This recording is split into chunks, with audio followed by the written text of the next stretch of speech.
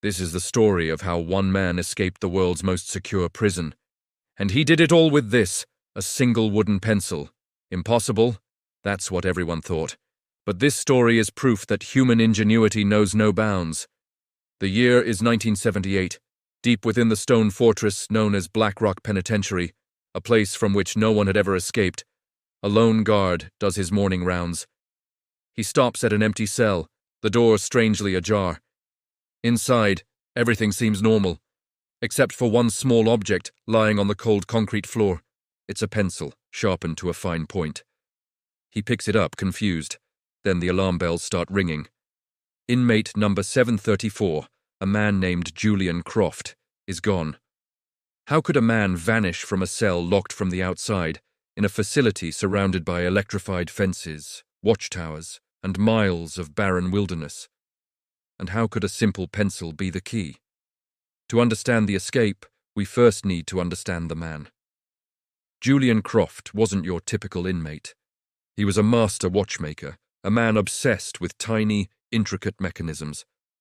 His crime, forgery. Not just any forgery, though. He had replicated government bonds with such perfection that it took the nation's top experts months to spot the difference.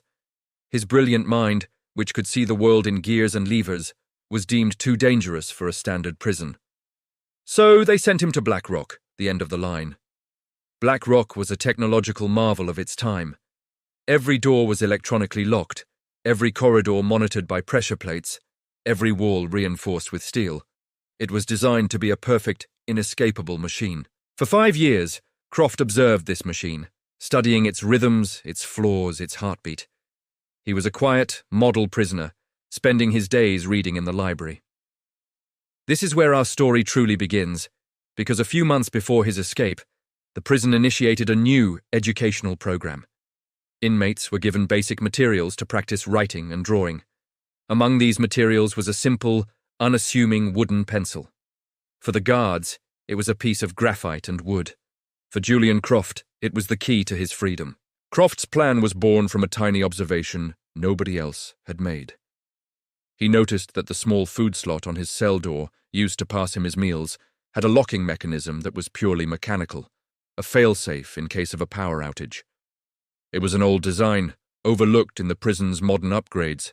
It was complex, with a series of small tumblers inside, almost like the inside of a watch. No one believed it could be picked, especially not from the inside. But Croft wasn't just anyone, he was a master of the miniature. His pencil became his most versatile tool. By day, he used it to sketch, but not just any sketches. He was drawing from memory the prison's ventilation system, which he had glimpsed during maintenance work. He mapped out every duct, every junction, every fan. By night, the real work began. He started by carefully sharpening the graphite tip against the concrete floor of his cell. He didn't want a writing point. He wanted a precision instrument. Night after night, in the dim light of the corridor, he would insert the pencil tip into the food slot's keyhole. He wasn't trying to force it. He was listening, feeling. He used the graphite to gently press against the tumblers, one by one. The soft graphite was perfect for the job. It wouldn't make a sound, and it was malleable enough to find the delicate set points of each tumbler without breaking them. It took him weeks of patient, painstaking work, feeling each tiny click as a tumbler fell into place. Imagine the tension, the focus required, knowing that a single mistake, a single sound, would mean the end. Then came the night of the escape. A storm was raging outside, providing the perfect cover of noise. He had timed it perfectly with the guard's shift change, a moment of predictable, fleeting distraction. With a final, gentle twist of his pencil, he heard the soft thunk of the food slot unlocking. This was only the first step. He pushed the small metal door open. Now he had to tackle the main cell door lock. The electronic lock was on the outside, but its control wiring ran through a small conduit pipe right next to the doorframe. This was another detail he had meticulously observed. Using the pencil again, he broke off the graphite tip, leaving him with just the wooden casing. He carefully whittled one end into a thin, flat wedge. He jammed this wooden wedge between the door and the frame, creating a tiny gap, just enough to see the wires. Now for the graphite. He had saved every shard, every speck of dust from his nightly sharpening sessions. He mixed this graphite dust with a little bit of his drinking water to create a conductive paste. Using a thread pulled from his prison uniform, he painstakingly applied this paste to the control wires, creating a short circuit. The light above his door flickered and died. The electronic lock disengaged with a faint buzz, drowned out by the thunder outside. He was out of his cell. Following the map he had memorized from his sketches, he made his way to a maintenance shaft he knew was rarely checked. The cover was held in place by 4 simple bolts. They were old and slightly rusted. This is where the pencil played its most ingenious role. Croft inserted the metal ferrule, the small band that holds the eraser, into the head of a bolt.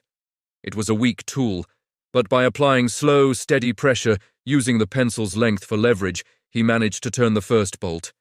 Then the second. It was agonizingly slow work.